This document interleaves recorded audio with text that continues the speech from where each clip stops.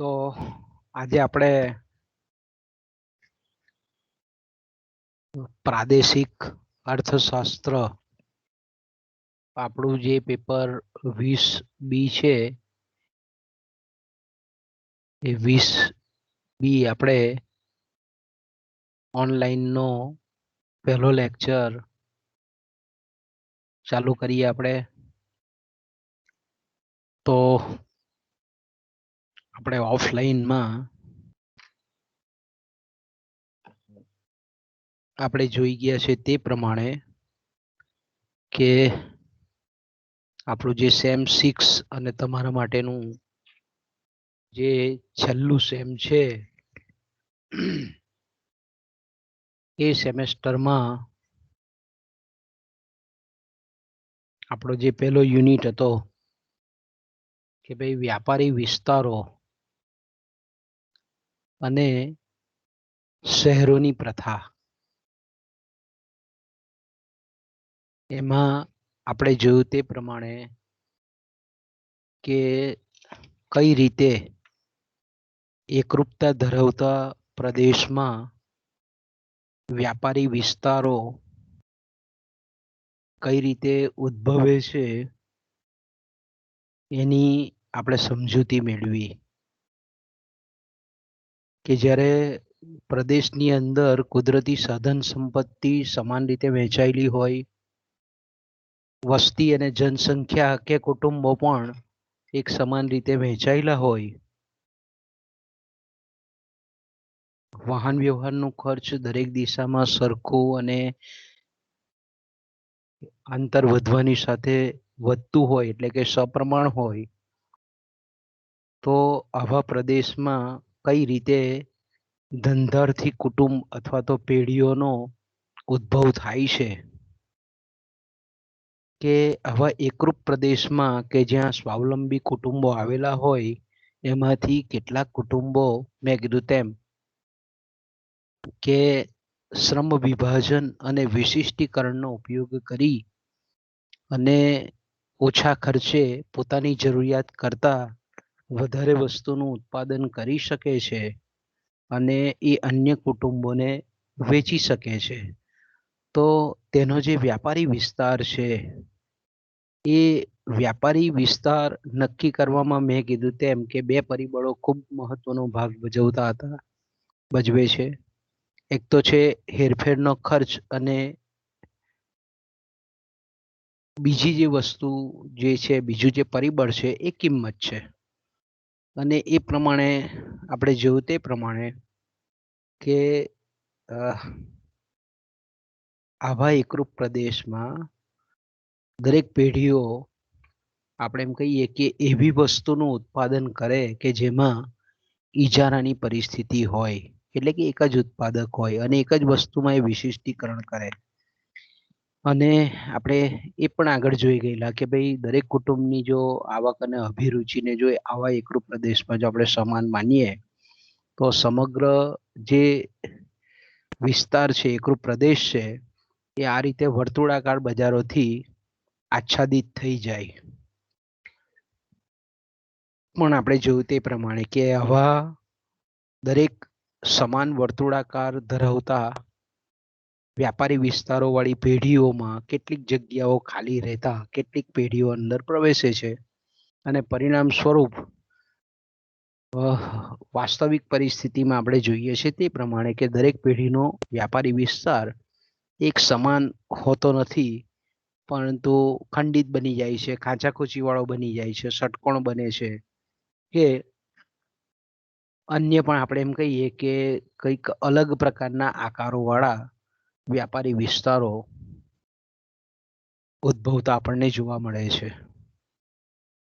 બીજું આપણે જે રીતે જોયું તે પ્રમાણે કે એકરૂપતા ધરાવતા પ્રદેશમાં જે રીતે વ્યાપારી વિસ્તારોની આપણે સમજૂતી મેળવી, વાસ્તવમાં સંકુલ પરિસ્થિતિ હોય છે. કારણ કે તે પ્રમાણે કે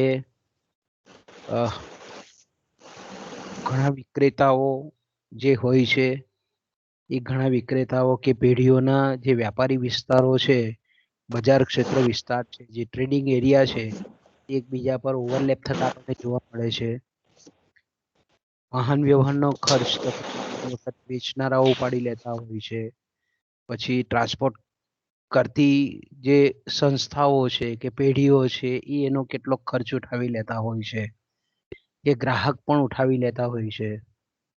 એ જ રીતે આપણે એ પણ જોઈ ગયેલા હતા કે ભાઈ વસ્તુના વેચાણ કે બજારના વિસ્તારોના કદ અને એની જે સીમા છે એના આકારને કેટલીક વખત રાજકીય સીમાઓ પણ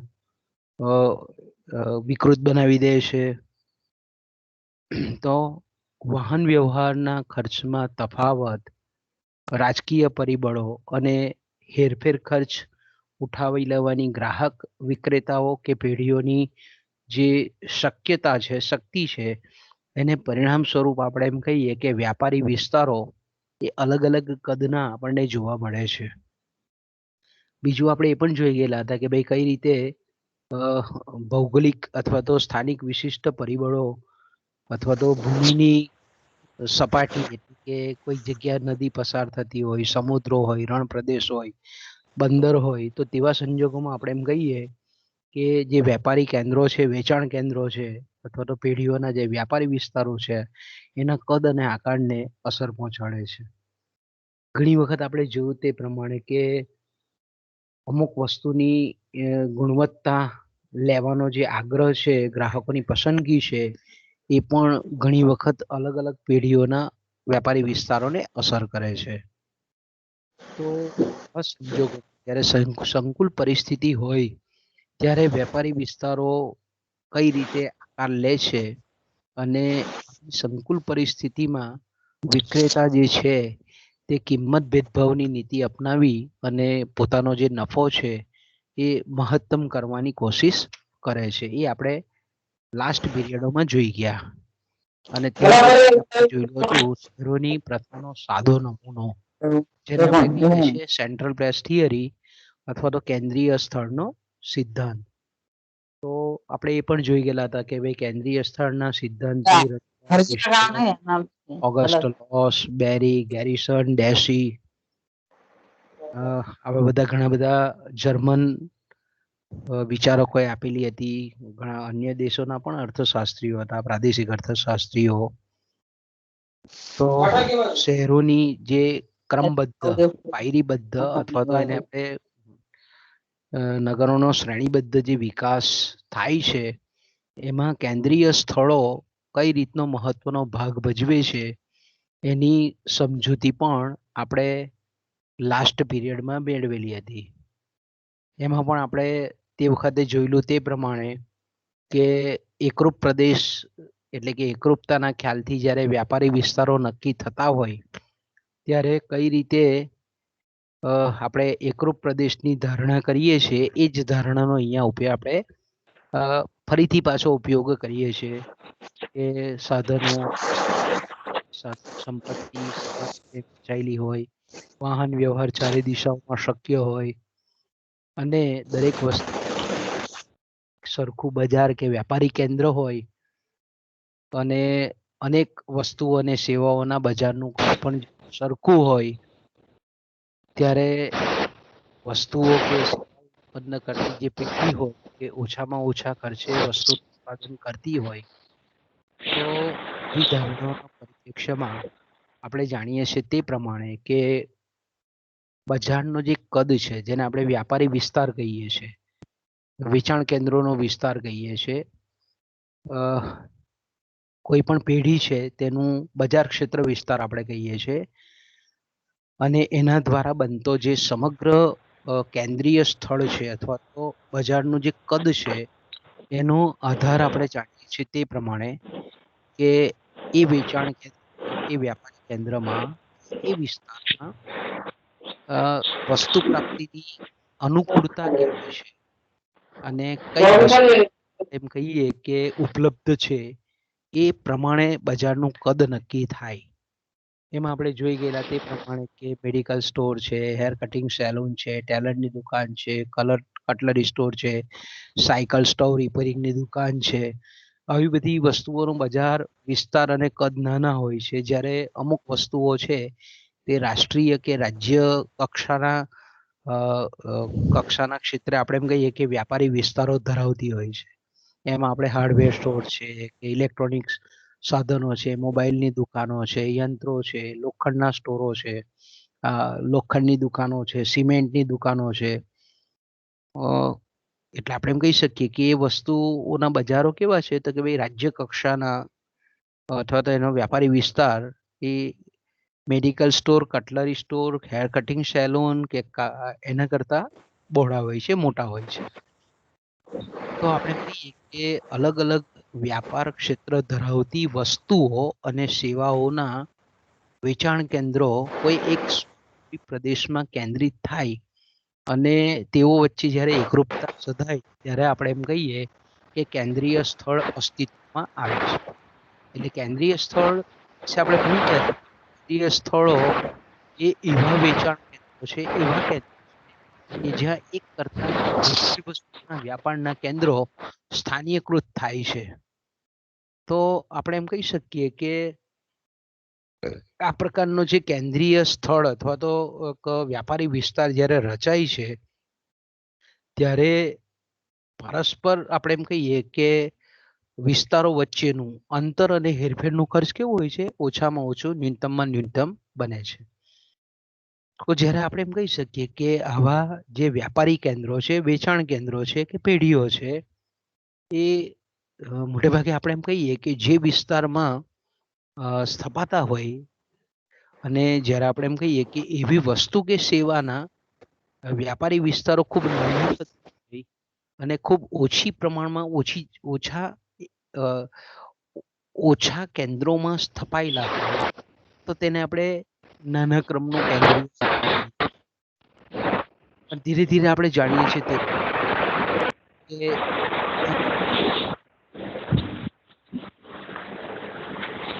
એના કરતા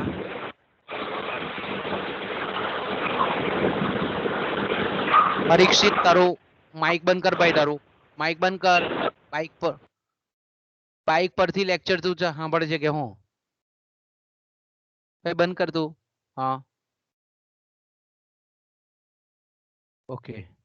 તો આપણે એમ કહી શકીએ કે કેન્દ્રીય સ્થળમાં જો તે પ્રમાણે કેન્દ્રીય સ્થળના સિદ્ધાંતમાં કે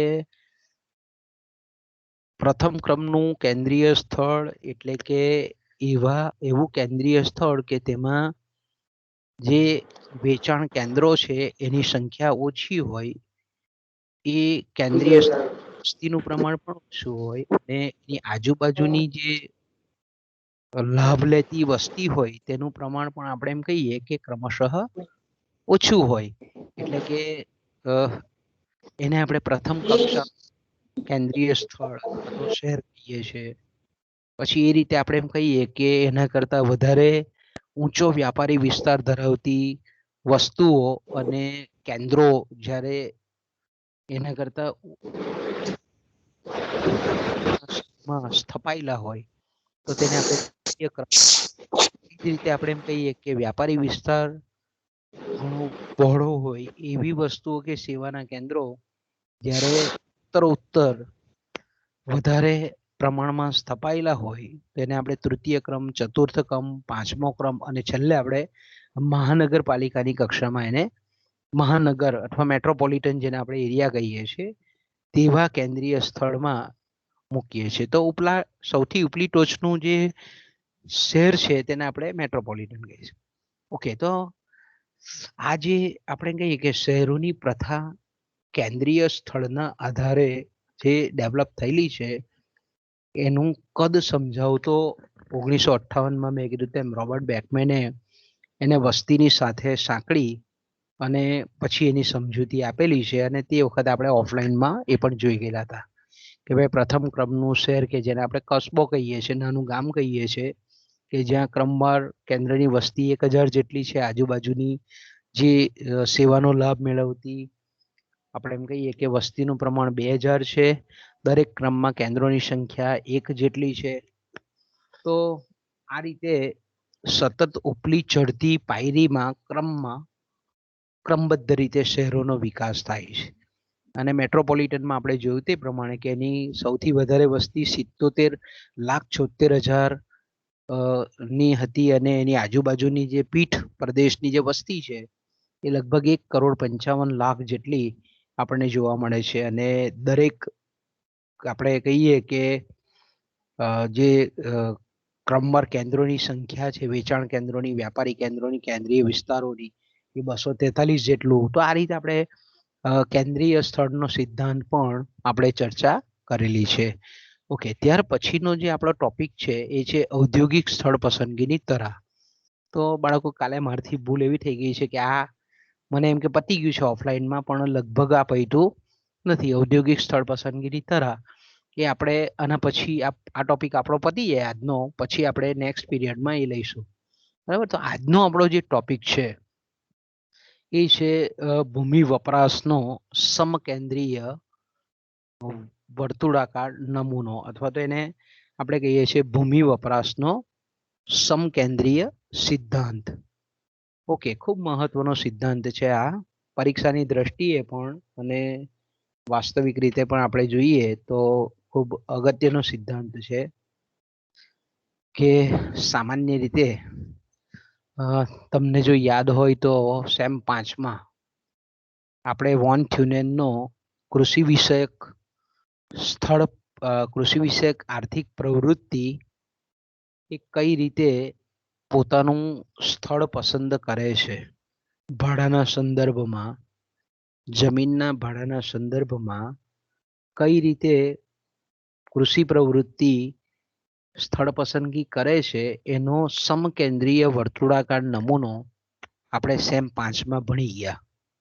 ઓકે, તો અહીંયા જે છે તો ખાસ કરીને જ્યારે શહેર હોય, કોઈક જેને આપણે એમ કહીએ ને કે આર્થિક પ્રવૃત્તિથી ધબકતું કેન્દ્ર હોય, તો આ શહેરોમાં કઈ રીતે શહેરોની જે જમીન છે એ કઈ રીતે આપણે એમ કહી શકીએ કે જે જમીન વપરાશ છે એ શહેરોની અંદરની, એની તરહ કઈ રીતે નક્કી થાય, એની પેટર્ન કઈ રીતે નક્કી થાય, એનું વલણ કઈ રીતે નક્કી થાય, અને અલગ અલગ આર્થિક પ્રવૃત્તિ જે છે તે કઈ રીતે શહેરના કયા પટ્ટામાં એ પોતાનું સ્થળ પસંદ કરે છે, એની સમજૂતી આ સિદ્ધાંતમાં આપવામાં આવેલી છે. ભૂમિ વપરાશની તરહ જે નક્કી થાય છે એમાં શહેરની આજુબાજુનો જે કંઈ પણ વિસ્તાર છે એ કઈ રીતે શહેરની જમીન વપરાશની ઢબ નક્કી કરે છે, એના પાછળના કયા પરિબળો છે, એની સમજૂતી પણ આ સિદ્ધાંતમાં આપણને આપવામાં આવેલી છે. ઓકે, તો આ સિદ્ધાંતની જ્યારે આપણે સમજૂતી મેળવતા હોઈએ ત્યારે આપણે 4 ધારણાઓ કરવી પડે છે કે ભાઈ ભૂમિ વપરાશના સિદ્ધાંતની રજૂઆત કરતી વખતે કોઈ પણ શહેરમાં જે લેન્ડ યુઝ પેટર્ન છે એ પેટર્ન કઈ રીતની છે એને સમજવા માટે પહેલા તો 4 ધારણાઓ કરવી પડે છે. અને પહેલી ધારણા કઈ છે તો કે ભાઈ એ આપણે જે શહેરના સંદર્ભમાં આપણે જમીન વપરાશની ઢબ નક્કી કરીએ છીએ એ જે શહેર છે એની ફળદ્રુપતા અથવા તો એની ઉપજ શક્તિ એ દરેક શહેરના દરેક વિસ્તારમાં એક સમાન છે. એટલે ભૂમિની ઉપજ શક્તિ જે છે, એની ફર્ટિલિટી છે, એની ઉત્પાદકતા છે, એ કેવી છે? શહેરના દરેક વિસ્તારમાં લગભગ એક સમાન છે. ઓકે, બીજું આપણે એમ કહી શકીએ કે વિશિષ્ટ ભૌગોલિક પરિસ્થિતિ અથવા તો પરિબળો એ વિસ્તારમાં, એ શહેરમાં આવેલા નથી. બીજી ધારણા કઈ કરીએ છીએ આપણે સિદ્ધાંતને સમજવા માટે તો કે ભાઈ આપણે જે શહેરની સમજૂતી મેળવીએ છીએ એ શહેરનું જે ભૂપૃષ્ઠ છે, જમીન છે, તે સપાટ છે, સમતલ છે, કોઈક વિશિષ્ટ ભૌગોલિક પરિબળો ત્યાં નથી. એટલે આપણે એમ કહીએ કે જે શહેર છે એ શહેરની વચ્ચે કોઈ નદી પસાર નથી થતી, કોઈ ખીણ પ્રદેશ નથી, એ શહેરની અંદર કોઈ ડુંગરો આવેલા નથી, કે રણ પ્રદેશ નથી, કે સરોવરો નથી. આપણે અહીંયા શું ધારણા કરી લઈએ છીએ? વિશિષ્ટ જે ભૌગોલિક પરિસ્થિતિ છે તે એકરૂપ છે, સમતલ છે, જમીન છે તે સમતલ છે, સમથળ છે. ઓકે. ત્રીજું જે પરિબળ છે કે જે મુખ્ય શહેરનો જે હર્દસમો વિસ્તાર છે એનાથી ચારે દિશામાં અને ચારે ચાર ખૂણાઓમાં વાહન વ્યવહાર શક્ય છે. અને અંતર વધવાની સાથે વાહન વ્યવહારનું ખર્ચ એ વધતું જાય છે, પણ દરેક દિશાઓમાં એ વાહન વ્યવહારનો ખર્ચ એક સમાન છે એવું માનવામાં આવે છે. બીજું, આપણે જે શહેરની ચોથી જે ધારણા છે કે આપણે જે શહેરની ભૂમિ વપરાશની તરહને સમજીએ છીએ એ શહેરમાં એક જ બજાર કેન્દ્ર આવેલું છે. એટલે કે આપણે એમ કહીએ કે ચીજ વસ્તુઓ, સેવાઓ ખરીદી અને વેચાણ માટેનું એક જ કેન્દ્ર આવેલું છે. બીજા કોઈ પેટા કેન્દ્રો કે પેટા બજારો એ બજારમાં આવેલા નથી. ઓકે. તો આપણે એમ કહી શકીએ કે મોટે ભાગે આપણે જે જોઈએ છે તે પ્રકારે કે કોઈ પણ પ્રદેશ હોય કે કોઈ પણ પ્રદેશ એટલે આપણે જાણીએ છીએ કે કોઈ પણ એવો વિશિષ્ટ વિસ્તાર કે કોઈ પણ રાજકીય સીમા હેઠળનો ભાગ, તેને આપણે પ્રદેશ કહીએ છીએ. તો આપણે જાણીએ છીએ તે પ્રમાણે કે પ્રાદેશિક અર્થશાસ્ત્રમાં પ્રદેશ એટલે જો આખા વિશ્વને ધ્યાનમાં રાખીએ તો દેશ પણ પ્રદેશ છે, આખા દેશને ધ્યાનમાં રાખીએ તો રાજ્ય પણ પ્રદેશ છે, અને રાજ્યને ધ્યાનમાં રાખીએ તો જિલ્લો પણ પ્રદેશ છે, અને જિલ્લાને ધ્યાનમાં રાખીએ તો તાલુકો પણ પ્રદેશ છે, તાલુકાને ધ્યાનમાં રાખીએ તો એક ગામ પણ પ્રદેશ છે, અને ગામને જો ધ્યાનમાં રાખીએ તો આપણે અમુક ફળિયાઓ પણ પ્રદેશ તરીકે મૂકી શકીએ. તો પ્રદેશ એટલે એક કોઈ પણ વિસ્તાર, કોઈ પણ એરિયા, એમાં આપણે જાણીએ છીએ તે પ્રમાણે કે જે જમીન વપરાશ કે ભાઈ એ પ્રદેશને પ્રાપ્ત થયેલી જે જમીન છે એ જમીનમાં આપણને અલગ અલગ આર્થિક પ્રવૃત્તિઓ થતી જોવા મળે છે. તો સામાન્ય રીતે કોઈ પણ પ્રદેશમાં આપણે જોઈએ તો પ્રદેશ કે શહેર કોઈ પણ હોય તો એમાં આપણે જાણીએ છીએ તે પ્રમાણે કે ભાઈ કૃષિ પ્રવૃત્તિ છે. કૃષિ પ્રવૃત્તિ એટલે તમામ પ્રકારની પ્રવૃત્તિ. કૃષિ શબ્દ આવે એટલે તમારે સમજી લેવાનું કે એમાં ધાન્ય પાકો પણ થાય, બગીચા પાકો પણ થાય, દૂધ ઉત્પાદક પ્રવૃત્તિ પણ આવી જાય, પશુપાલન પ્રવૃત્તિ પણ આવી જાય, ડેરી ઉદ્યોગ પણ આવી જાય, બધું જ આવી જાય એમાં. કૃષિ પ્રવૃત્તિ એટલે તમામ પ્રકારની ખેતી વિષયક પ્રવૃત્તિઓ. ઓકે. કોઈ પણ પ્રદેશની વાત કરીએ તો આપણે કોઈ પણ શહેરની આજુબાજુના એરિયાની, એ શહેર અને એની આજુબાજુના એરિયાની વાત કરીએ તો બીજું આપણે એમ કહીએ કે એ પ્રદેશની અંદર જેને આપણે શહેરી વિસ્તારની પ્રવૃત્તિઓ કહીએ છીએ તે, દાખલા તરીકે આપણે એમ કહીએ કે મેન્યુફેક્ચરિંગ.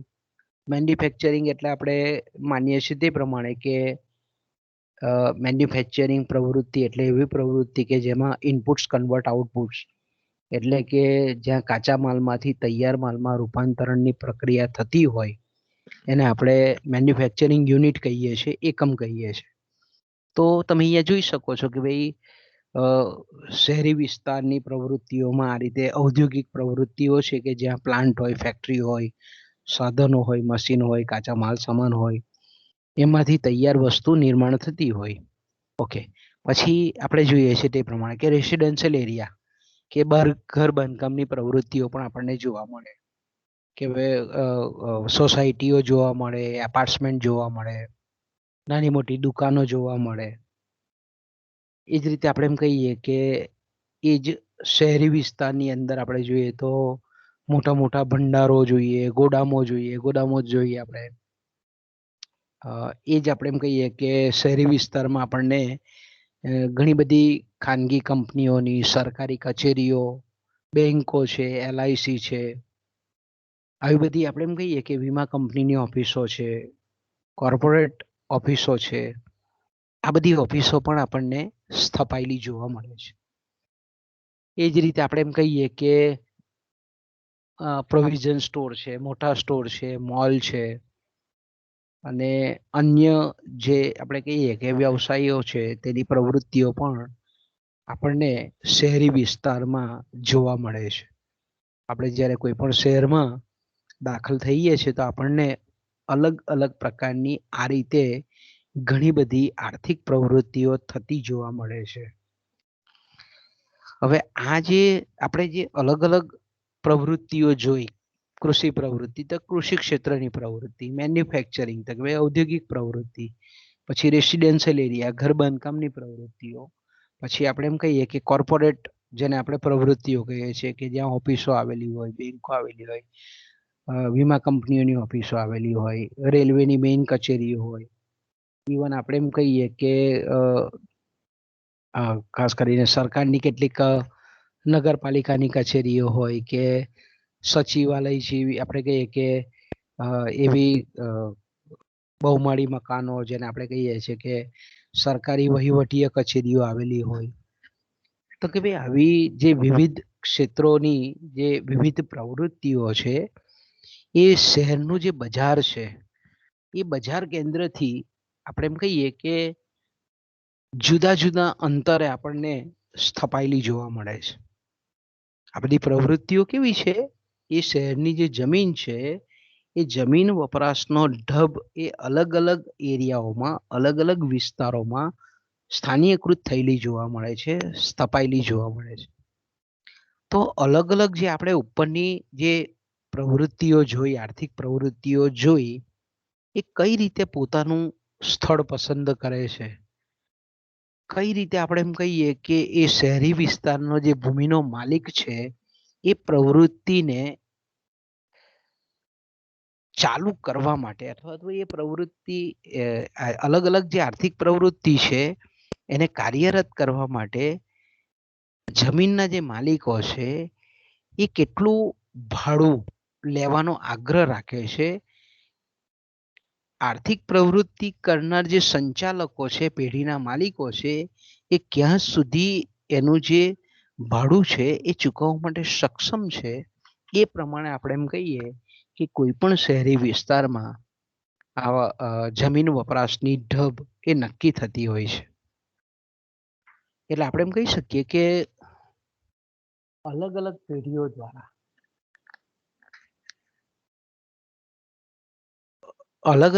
દ્વારા જે કંઈ પણ આપણે એમ કહીએ કે જે જમીનના માલિકો છે, શહેરી વિસ્તારની જે વિસ્તારનો એરિયા છે એમાં જે અલગ અલગ પેઢીના જે માલિકો છે, અલગ અલગ આર્થિક પ્રવૃત્તિ કરનાર જે વ્યક્તિઓ છે, એ જમીન માલિકને કેટલું મહત્તમમાં મહત્તમ ભાડું ચૂકવવા માટે સક્ષમ છે એ પ્રમાણે બજારનો જે હદ વિસ્તાર છે એનાથી અલગ અલગ અંતરે આવી આર્થિક પ્રવૃત્તિઓ ભૂમિ વપરાશ કરે છે અથવા તો પોતાની પ્રવૃત્તિ માટે સ્થળ પસંદગી કરે છે.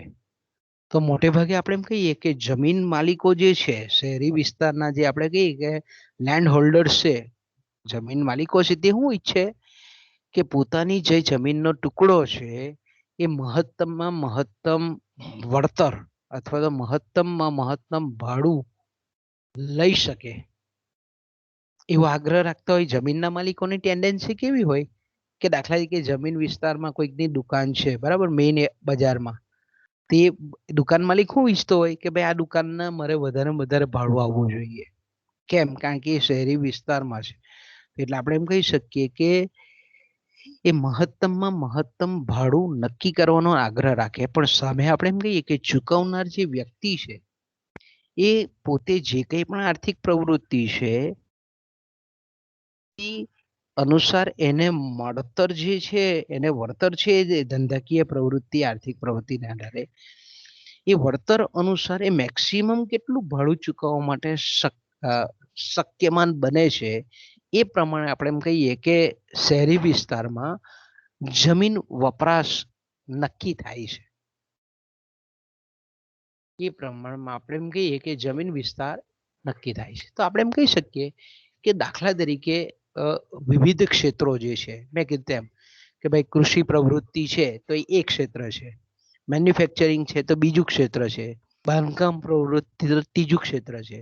તો અલગ અલગ જે કક્ષાની પ્રવૃત્તિઓ છે એ પ્રવૃત્તિઓ માટે ભાડું જે છે તે એક સમાન છે, પણ કૃષિ પ્રવૃત્તિ માટેનું ભાડું અને મેન્યુફેક્ચરિંગ પ્રવૃત્તિનું ભાડું, આ બે અલગ પ્રવૃત્તિઓ માટે ભાડાનો દર એ અલગ અલગ આપણને જોવા મળે છે. બાળકો અહીંયાથી જરાક આપણે આજે વહેલું પટાવવું પડશે. કાલે આપણે પાછા જરાક કાલે નહીં, હવે કાલે નહીં, પરમ દિવસે, બરાબર, પરમ દિવસે પણ રજા છે, મંગળવારે. એટલે આપણે મંગળવારે જરાક ડિટેલમાં લઈશું. આજે જરાક અટકીએ અહીંયાથી, બરાબર ને? ઓકે, તો અહીંયા આપણે મીટિંગ પૂરી કરીએ. આ સિદ્ધાંતને આપણે ફરીથી પાછું થોડુંક રિપીટ કરી લઈશું. હમણાં છે ને મારે જરાક પેપર તપાસીને મોકલવાના છે, એટલે હવે નેક્સ્ટ ટાઈમ લઈશું આપણે, બરાબર? ઓકે, અહીંયા પૂરું કરીએ છીએ આપણે.